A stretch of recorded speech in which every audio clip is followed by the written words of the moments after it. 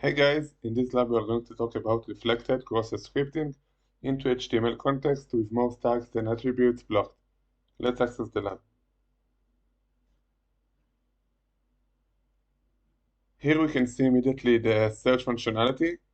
So the first try will be to use the image as we saw before with a source which is the URL of the image equals to 1 on error equals to alert 1, which is going to be executed. So let's search. And we can see that the tag is not allowed. So our first step will be to find the tag that is allowed. Going back, let's search for some term. Make sure that the Foxy proxy is on. Going into Burp Suite, here we can find our search term, and we will send it into the intruder. Clear.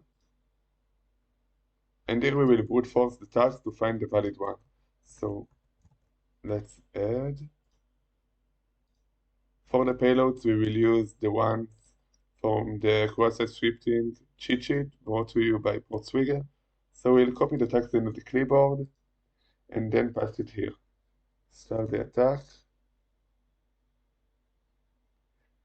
We will search for a status code of 200.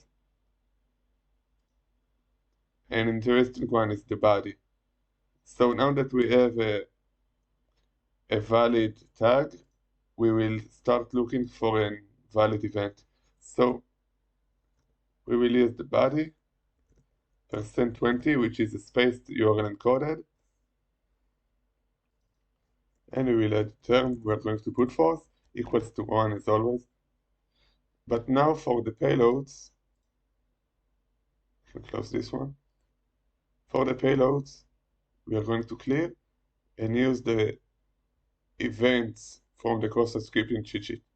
Let's copy it into the clipboard and paste it here and start the attack. Here we can find many 200, but an interesting one is the onResize, which is going to be executed while we are resizing the frame, for example. Okay.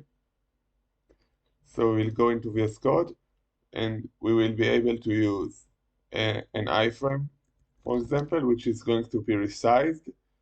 The source is going to be, we'll start by using the one we searched our term with.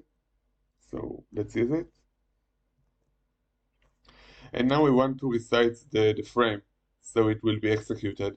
So on load, we are going to call this style width. We are going to call 10 pixels.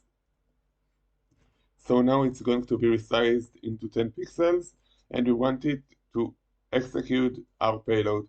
So the payload that we saw, it's the body one.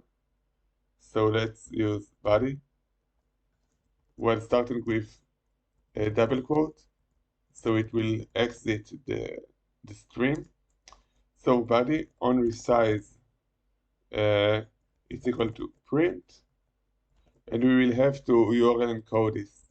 So let's go into Web Suite, decoder, paste it here, and encode as URL.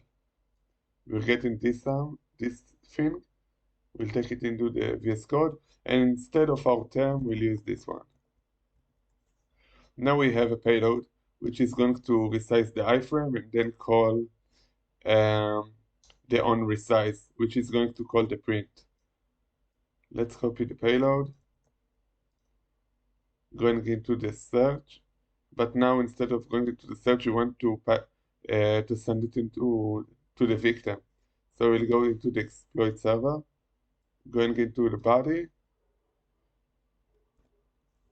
and pass it here. Let's view the exploit.